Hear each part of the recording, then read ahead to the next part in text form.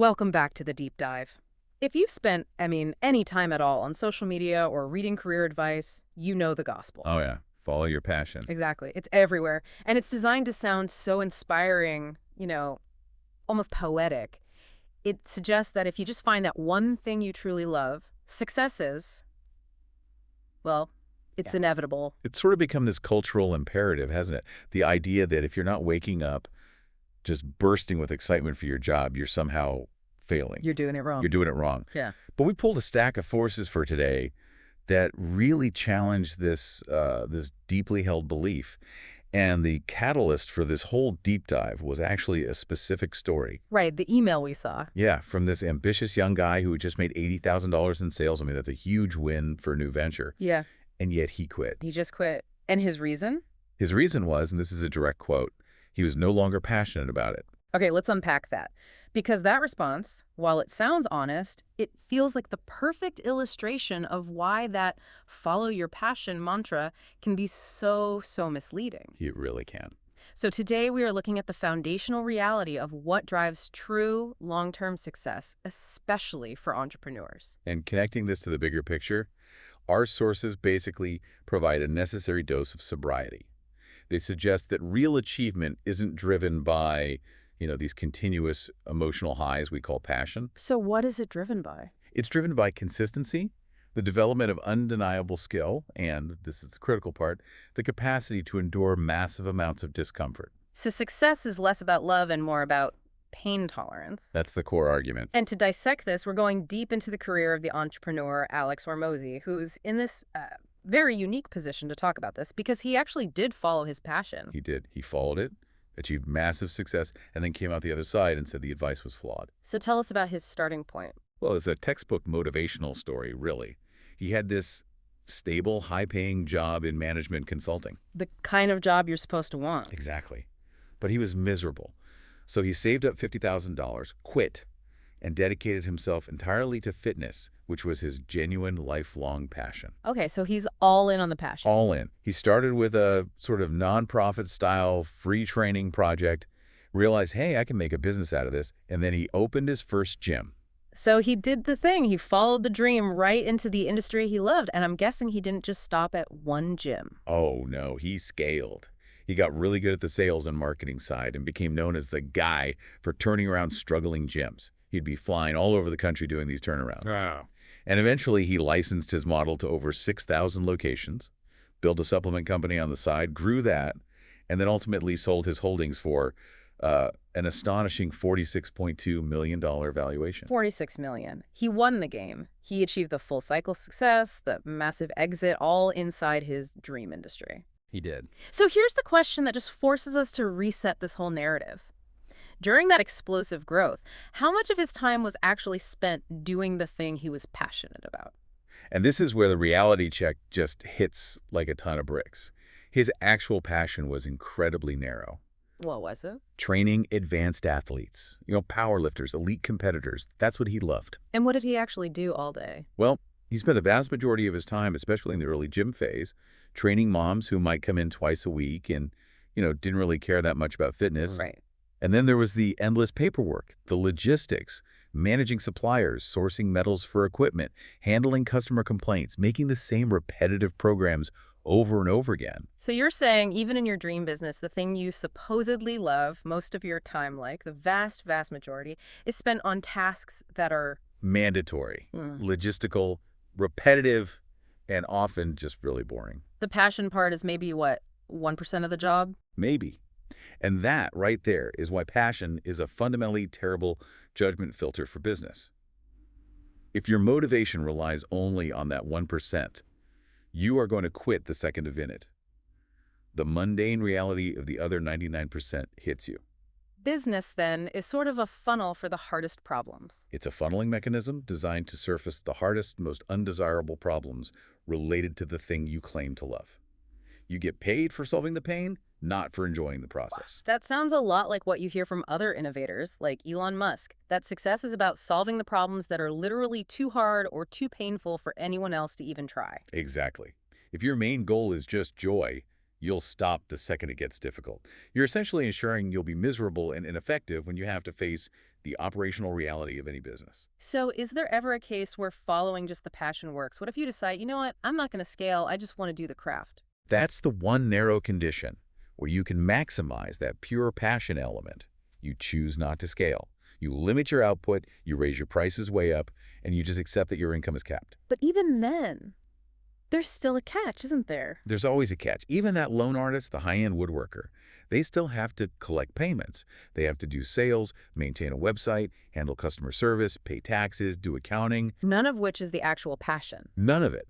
You simply cannot escape the reality that business requires hardness and structure and, a whole lot of duty. This brings us to the next big point from the sources, which moves completely away from emotion and towards capability.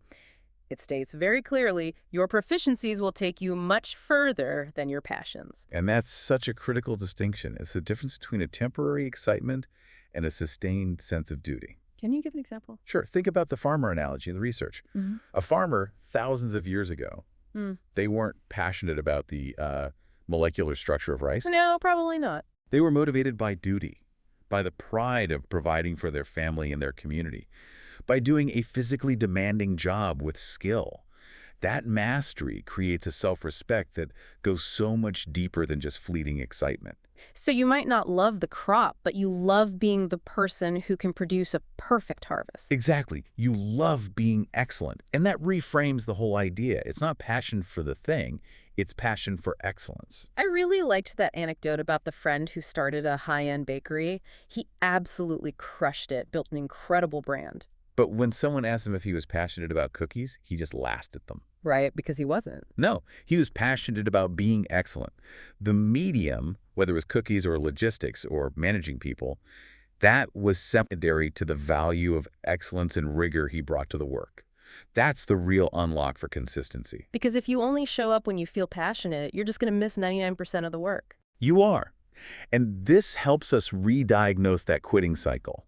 When someone says, I quit because I lost the passion, we should probably ask if that's just a weak excuse, a disguise for an inability to tolerate hardness. It's failing the boredom test. It's failing the boredom test. Yeah. Which, brings us to what Chris Rock said, which was cited in the sources. Oh, this is great. Follow your dreams if they're hiring.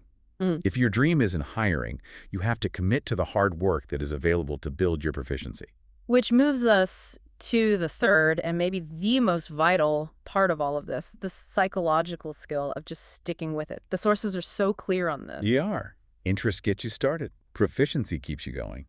But pain tolerance is what helps you finish. Every mega successful entrepreneur, if they're being honest, will say their journey sucked. It sucked. And it sucked for longer and was worse than they ever thought it would be.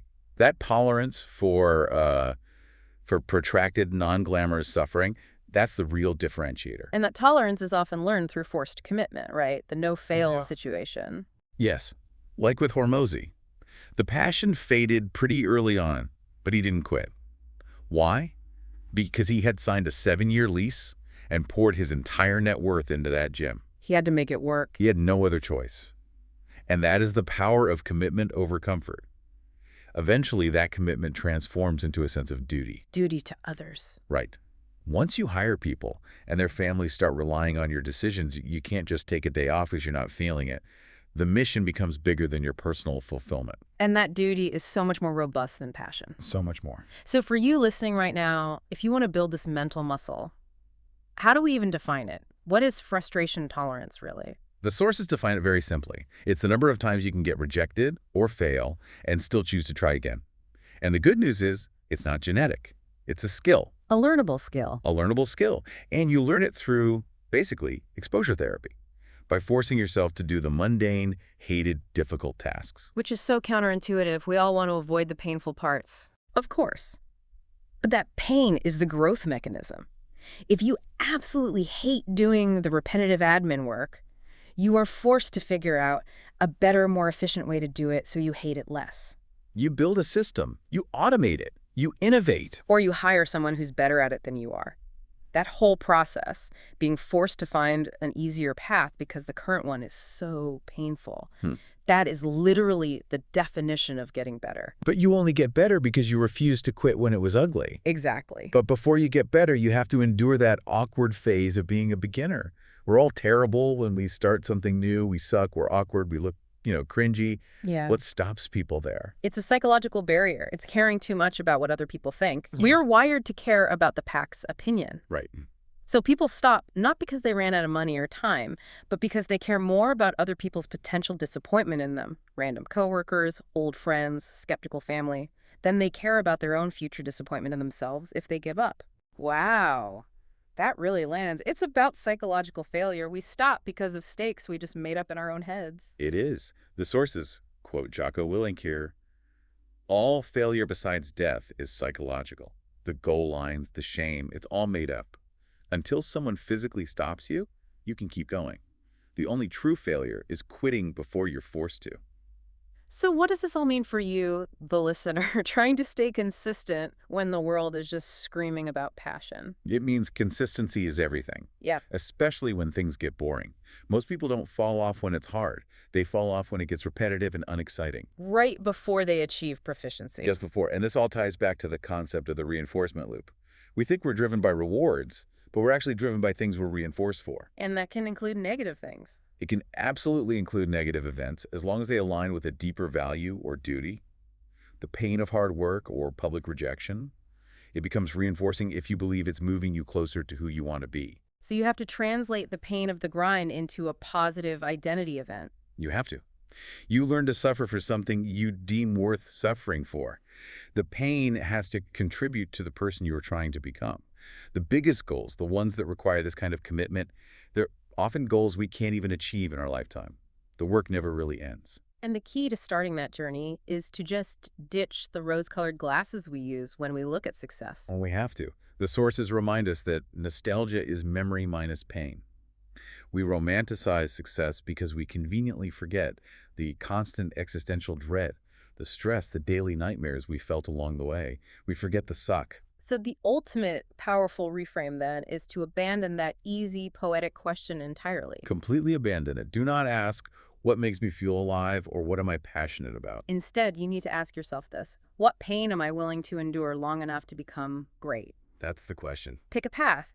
Commit to the suffering, because the person you truly want to be is forged by the difficulty you're willing to overcome.